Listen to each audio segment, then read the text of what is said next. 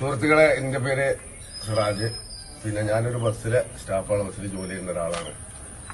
ഇപ്പോ ഈ ബസ്സിനെ കുറിച്ച് പറയുമ്പോ ബസ് ഓരോ പത്രക്കാരും ഓരോ രാഷ്ട്രീയ പാർട്ടികളും മത്സരയോട്ടം, ബസ് അങ്ങനെ പോകുന്നു, ബസ് ഇങ്ങനെ പോകുന്നു, ഓരോ ആക്സിഡന്റുകൾ സംഭവിക്കുന്നു, ഈ ആക്സിഡന്റും ഈ ബസ് അങ്ങനെ പോകുന്നു, ബസ് ഇങ്ങനെ പോകുന്നു, ഈ പറയുന്ന പത്രക്കാരും ഈ മറ്റുള്ളവരും ഇതിന്റെ ബാക്കിൽ എന്താണെന്ന് ശ്രദ്ധിക്കണം. ഈ റോട്ടുമ്മല് ഒരു ബസ് ഇപ്പോ കോഴിക്കോട് നിന്ന് കണ്ണൂർ പോകണം, ഇനിയിപ്പോ കുറ്റ്യാടിക്ക് പോകണം. അപ്പൊ കുറ്റ്യാടി ഒരു പേരാമ്പ്ര സ്ഥലത്ത് ആക്സിഡന്റ് നടന്ന ഒരു ജവാദ് ഒരു പയ്യൻ മരണപ്പെട്ടു.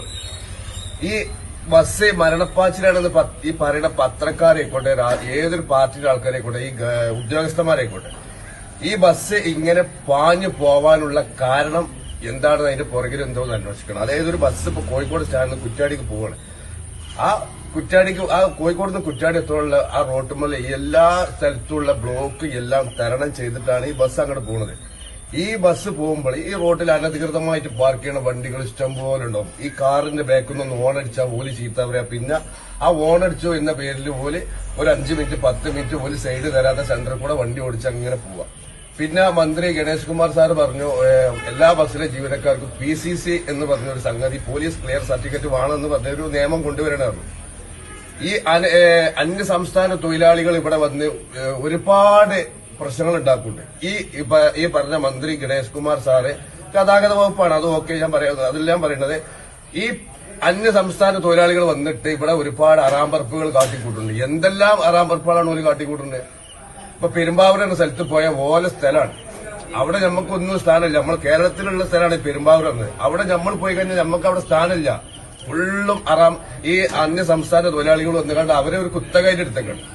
അപ്പൊ അവർക്ക് ഇവിടെ വന്ന് ജോലി ചെയ്യേണ്ടതിന് അവർക്ക് PCC, അതായത് പോലീസ് ക്ലിയർ സർട്ടിഫിക്കറ്റ് ഉണ്ടോ എന്ന് ഈ മന്ത്രിയോ ഏതെങ്കിലും ഒരു മന്ത്രിമാരോ അല്ലെങ്കിൽ ഈ ബന്ധപ്പെട്ട ഉദ്യോഗസ്ഥന്മാർ ആരെങ്കിലും അന്വേഷിച്ചിട്ടുണ്ടോ? ഇല്ല.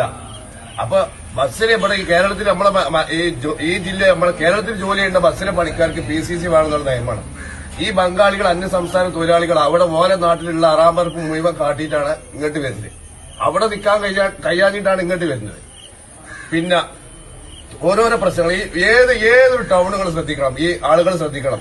ഇപ്പൊ ഒരുപാട് ആൾക്കാരുണ്ട്, ബസ് അങ്ങനെ പോകുന്നു, ബസ് അമിത വേഗത്തിൽ പോകുന്നു, ബസ് ഇടിച്ച് കൊല്ലുന്നു, ബസ്സിന്റെ വരവ് കണ്ടിട്ട് ഞങ്ങൾ പേടിക്കുന്നു, എന്തെല്ലാം കാരണങ്ങൾ പറഞ്ഞിട്ട് ഈ ബസ്സിലെ പണിക്കാരെ നിങ്ങൾ തല്ലണോ കൊല്ലണോ എന്താണ് അതിന്റെ കാരണം എന്താണ്?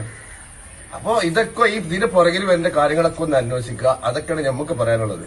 ഈ ബസ്സിലെ പണിക്കാരെ മാത്രം കുറ്റം പറയും. ഒരു ബസ്സിലെ ഡ്രൈവറോ അല്ലെങ്കിൽ ബസ്സിലെ പണിക്കാരോ രാവിലെ ഒരു ജോലിക്ക് ആ ബസ്സിക്ക് വരുമ്പോൾ ഓലെ കുടുംബം നോക്കണം, അതിനുള്ള രീതിയിലാണ് വരുന്നത്. അല്ലാതെ ഒരാളൊന്നും ഇടിച്ച് കൊല്ലണം, ഒരാളെ കൊല്ലണം പറഞ്ഞിട്ട് ഒരു ബസ്സിലെ പണിക്കാരനും വരുന്നില്ല. ഞാൻ ബസ്സിലെ പണിക്കേണ്ട ആളാണ്. നമ്മൾ ആരാ ചിന്തയിൽ വരുന്നില്ല. നമ്മൾ രാവിലെ നമ്മളൊരു ഏർപ്പാട് വെച്ചിട്ട് ചിലപ്പോൾ 6 മണിക്ക്, ചിലപ്പോൾ 5:30 സ്റ്റാർട്ടിങ്ങുള്ള വണ്ടി കയറും, 4-4:30 നീച്ച് നമ്മൾ വീട്ടിൽ നമ്മൾ ഇറങ്ങി പോകുന്നത്. 8 മണി 8:30 ആൾട്ടായി വീട്ടിൽ എത്തുമ്പോൾ 10 മണി. കുട്ടികൾ മക്കളൊന്നും കാണുന്നില്ല, കിടന്നിറങ്ങണം, രാവിലെ അതേമാതിരി 4-4:30 നീച്ച് പോരുന്നു. അപ്പൊ അതൊക്കെ ഇതിന്റെ പുറകിലുള്ളതൊക്കെ ഒന്ന് മനസ്സിലാക്കി. ഈ പ്രൈവറ്റ് ബസ്സിന് മാത്രം കുറ്റം പോലെ KSRTC നട്ടുള്ളില്ലേ, ആളുകൾ മരിക്കുന്നില്ലേ. അപ്പൊ നിങ്ങളെന്താ ഈ പറഞ്ഞ ഈ മന്ത്രിയും ഈ ഉദ്യോഗസ്ഥന്മാരെന്താ നിങ്ങളെന്താ KSRTC-നെതിരായിട്ട് പോകാത്ത? ഈ നാട്ടുകാരെന്താ KSRTC തച്ചു പഠിക്കാത്തെന്താ? പണ്ട് തിരൂർക്കാട് KSRTC തട്ടിക്കാട് 2 പെൺകുട്ടികൾ മരിച്ചു. ആ ബസ് ഒന്ന് ഗ്ലാസ് തച്ചു വിളിക്കാനോ ആ ഡ്രൈവറെ തല്ലാനോ ആരെങ്കിലും മുന്നിക്കിട്ടോ? ഇല്ല. അപ്പൊ ഈ പ്രൈവറ്റ് ബസ് എന്താണ്, അതിന് മാത്രമുള്ള ആൾക്കാരെ വെച്ചിട്ട് നിങ്ങൾ അതിന് കുത്തകമായിട്ട് നിൽക്കണം. ഈ ഓരോ ജനങ്ങളും ഈ പ്രൈവറ്റ് ബസിന്റെ ബസ്സേരെ തല്ലാനും ഇതിനൊക്കെ വരുന്നതിന് കാരണം എന്താ വെച്ചാൽ വിദ്യാർത്ഥികളെ കയറ്റിവിടില്ല എന്ന് പറഞ്ഞുകൊണ്ടുള്ള ഒരു പ്രശ്നം ഉണ്ടാക്കും. ബസ്സിന് മുന്നിൽ നിൽക്കുക, ബസ് തടുക്കുക എന്നൊക്കെ. അപ്പൊ ഞാൻ ഒരു ബസ്സിൽ പഠിക്കണം. അപ്പൊ നമ്മൾ ആ ബസ് ഇപ്പോ മഞ്ചേരിന്ന് തിരൂർക്ക് പോകുമ്പോൾ അല്ലെങ്കിൽ പരപ്പനങ്ങാടി റൂട്ടിൽ നമ്മൾ ബസ് പഠിക്കേണ്ട ആളാണ്. ഈ മഞ്ചേരിന്ന് ആ ബസ് പോരുമ്പോൾ മഞ്ചേരി ഗേൾസ് ബോയ്സ്, മുണ്ടോർമ്പ് college, Malappuram saint Gemma's school, Kottappadi girls, Edayappalam Vengara എട്ടാങ്കല്ലിങ്ങനെ ബോയ്സ്, സിനിമാളിന്റെ അവിടെ എട്ടാങ്കല്ല് ബോയ്സ് കഴിഞ്ഞാൽ പിന്നെ വേങ്ങര സ്റ്റാൻഡില്, ഇതെല്ലാം ഈ ബസ്സിലെ പണിക്കാർ കുത്തി നിറച്ച് കൊണ്ടുപോകണം. എന്തുകൊണ്ട് നമ്മളെല്ലാവരും നികുതി കൊടുക്കണം? നമ്മളെ ബസ്സാണല്ലോ KSRTC. മന്ത്രി ഗണേഷ് കുമാർ പറയുന്ന KSRTC ബസ് നമ്മളെ ബസ്സാണല്ലോ. നമ്മളെല്ലാവരും നികുതി പൈസ കൊടുക്കേണ്ട നമ്മളെ ബസ്സാണ്, നമ്മൾ ജനങ്ങളെ ബസ്സാണ്. ഈ ജനങ്ങളെ ബസ്സിൽ KSRTC ബസ്സിൽ എന്തുകൊണ്ട് വിദ്യാർത്ഥികളെ കയറ്റുന്നില്ല? പ്രൈവറ്റ് ബസ് കയറ്റി കൊണ്ടുപോകണ മാതിരി തൂക്കി പിടിച്ച് ഡോറടക്കാതെയും കണ്ടക്ടർ പുറത്തും അങ്ങനെയൊക്കെ ആയിട്ട് എന്തുകൊണ്ട് KSRTC കുട്ടികളെ കയറ്റി പോണില്ല? അതാണ് നമ്മളോട് ചോദിക്കേണ്ടത്.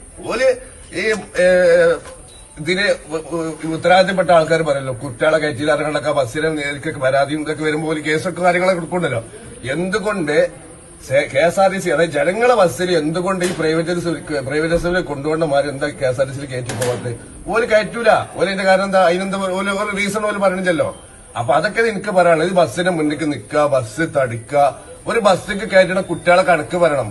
10ഉം 15ഉം ഫ്രണ്ടിൽ കയറും, അതേമാതിരി തന്നെ ബാക്കിലും കയറും. അപ്പൊ അതിനെക്കാട്ടുന്നില്ല ബസ്സിന്റെ പേര് മാറ്റിയാണ്ട് വല്ല PKMS വേറെ നേരിട്ടാ പോരെ, സ്കൂളിന്റെ പേരിട്ടാ പോരെ. അതല്ലേ ഞാൻ പറഞ്ഞു തരുന്നത്. അപ്പൊ KSRTC എന്തുകൊണ്ട് കുട്ടികളെ കയറ്റുന്നില്ല? അതിനൊരു തീരുമാനം ഈ മന്ത്രി ഗണേഷ് കുമാർ കാണും. പിന്നെ ഇപ്പോ രാഷ്ട്രീയ പാർട്ടിക്കാരായിക്കോട്ടെ, ഏതൊരു പാർട്ടി ആയിക്കോട്ടെ, രാഷ്ട്രീയ പാർട്ടി ആയിക്കോട്ടെ, ഉദ്യോഗസ്ഥന്മാരായിക്കോട്ടെ, ഏതൊരാൾക്കാരോ അല്ലെങ്കിൽ ജനങ്ങളായിക്കോട്ടെ, ഈ എല്ലാവരും കണ്ടലും പോലെ പറയുന്നുണ്ടല്ലോ, ഈ ബസ്സിലെ ഡ്രൈവറും ബസ്സിലെ കണ്ടക്ടറും ബസ്സിലെ ജീവനക്കാരും മുഴുവൻ കഞ്ചാവാണ്, MDM ആണ് എന്നൊക്കെ ഇങ്ങനെ പറഞ്ഞെടുക്കുന്ന ആൾക്കാരുണ്ടല്ലോ. രാഷ്ട്രീയ പാർട്ടിക്കാരായിക്കോട്ടെ, ജനങ്ങളായിക്കോട്ടെ, ആരായിക്കോട്ടെ. ഈ രാഷ്ട്രീയ പാർട്ടിയിൽപ്പെട്ട ആൾക്കാരെന്ത് MDM പിടിച്ചിട്ടുണ്ട്, കഞ്ചാവ് പിടിക്കുന്നില്ല. അപ്പൊ അതിനൊന്നും ഒരു ഇതില്ല. ഈ ബസ്സിൽ ഇല്ലാത്ത എന്തെങ്കിലുമാണ് പറയുന്നത്. അതായത് ബസ്സിലെ പണിക്കാർ അങ്ങനെയാണ്, ബസ്സിൽ കഞ്ചാവാണ്, ബസ്സിൽ MDM ആണ്, ബസ്സിൽ അതാണ് ഇതാണ് ഓരോ സംഗതികൾ പറയാം. ആരപ്പോ ഇതിന് മുൻകീതുള്ളത്? ഈ രാഷ്ട്രീയ പാർട്ടി ആയിക്കോട്ടെ, ഇനിയിപ്പോ ലീഗ് ആയിക്കോട്ടെ, DYFI ആയിക്കോട്ടെ, ഏതൊരു പാർട്ടി ആയിക്കോട്ടെ, ആ പാർട്ടിയിലുള്ള അതിലുള്ള അംഗങ്ങൾ ഇന്ന് കഞ്ചാവ് MDM പിടിക്കുന്നില്ലേ? അതിനൊന്നും ആരും പ്രതികരിക്കാനും ഒന്നിനും ആരുമില്ലല്ലോ. ബസ്സിലെ പണിക്കാരെ നേരിട്ട് കുതിര കയറാനായിട്ട് കുറച്ച് ആൾക്കാർ. അപ്പൊ എന്താ ഈ ബസ്സിലെ പണിക്കാരും മനുഷ്യന്മാരാണ്. പ്രൈവറ്റ് ബസ്സിൽ പണിയെടുക്കൊണ്ട് വെച്ചിട്ട് ഓല് തീവ്രവാദികളൊന്നല്ല. ഓലും നമ്മളെ മാതിരി മനുഷ്യന്മാരാണ്. ഓൽക്കും ജീവിക്കണ്ടേ? അതൊരു തൊഴിലാണ്. അത് ഓലെ ജോലിയാണ്. അത് ഈ ടൈമും കാര്യങ്ങളും കൊടുക്കണ്ടാരാ? ഈ ബന്ധപ്പെട്ട ഓഫീസർമാരല്ലേ. ഇനി ടൈമില് ഇത്ര ടൈമുണ്ട്, 5 മിനിറ്റിനാണ് മമ്മൂട്ടി മറ്റേ ഇതിൽ പറഞ്ഞ മാതിരി 5 മിനിറ്റിനാണ് ബസ്സാള് അങ്ങോട്ടും ഇങ്ങോട്ടും പോവാനുള്ളത്. അപ്പൊ ആ ബസ് മുന്നിക്ക് പോവാണ്ട് വെച്ചിട്ട് അതിനനുസരിച്ച് പോയി ടൈം കൊടുക്കണ്ടാരോ? ഇതിന് ബന്ധപ്പെട്ട ആൾക്കാരല്ലേ. ഇതിപ്പോ കുറ്റ്യാടി പേരാമ്പ്രയിലെ വേറൊരു വണ്ടിക്ക് തട്ടിയാണ് ബസ്സിന്റെ അടിക്ക് വന്നതാണ് ചെക്കൻ. ആ ചെക്കൻ അങ്ങനെ ബസ് മേത്ത് കൂടെ കയറി മരിച്ചു. ഇത് ഈ ബസ്സിന് ടൈമും കാര്യങ്ങളും കൊടുക്കണ്ടാരാ? ഇതിന് ബന്ധപ്പെട്ട ഉദ്യോഗസ്ഥന്മാരും കാര്യങ്ങളാണ്. പിന്നെ ഓല് പറഞ്ഞ മാതിരി ബസ്സിലെല്ലാം 60 സ്പീഡ് ആയിക്കോട്ടെ, എല്ലാ ബസ്സിലും 60 സ്പീഡിലായിക്കോട്ടെ, എല്ലാ ബസ്സും അങ്ങനെ ഓടിക്കോട്ടെ. അപ്പൊ ഇത് അതിന് ബന്ധപ്പെട്ട ഒരാള് പറഞ്ഞല്ലോ, അതേമാതിരി എനിക്കും പറയാനുള്ളത് 60 സ്പീഡ് ആക്കിക്കോട്ടെ. ആരും ഓഫീസിലും കാര്യങ്ങളും എവിടേക്ക് എത്തണ്ട, കുട്ടികളുടെ ടൈമിന് എത്തൂല, സ്കൂൾക്ക് ടൈമിങ്ങിന് എത്തൂല, ഓഫീസിൽ കാര്യത്തിന് എത്തൂല, ഒന്നും എത്തൂല. എന്തുകൊണ്ട് ഈ ഓഫീസിലും അവിടെയും വഴി ജോലി ചെയ്യേണ്ട ആൾക്കാർ എന്താ KSRTC കയറാതെ എന്താ ഈ പ്രൈവറ്റ് ബസ്സിൽ കയറാനുള്ള കാരണം എന്താ? ഓൽക്കറിയാം ഇനി ടൈമിന് ആ ബസ് അവിടെ എങ്ങനെയെങ്കിലും എത്തിച്ചു എന്ന്. KSRTC ബസ്സില് ഒരു ടയർ പഞ്ചറെ അവിടെ സൈഡാക്കിടും, ബില്ലിംഗ് കെയർ പൊട്ടി അവിടെ സൈഡാക്കിടും, ആക്സിഡന്റ് എടുത്ത് പൊട്ടി അവിടെ സൈഡാക്കിടും. പ്രൈവറ്റ് ബസ് അങ്ങനല്ല.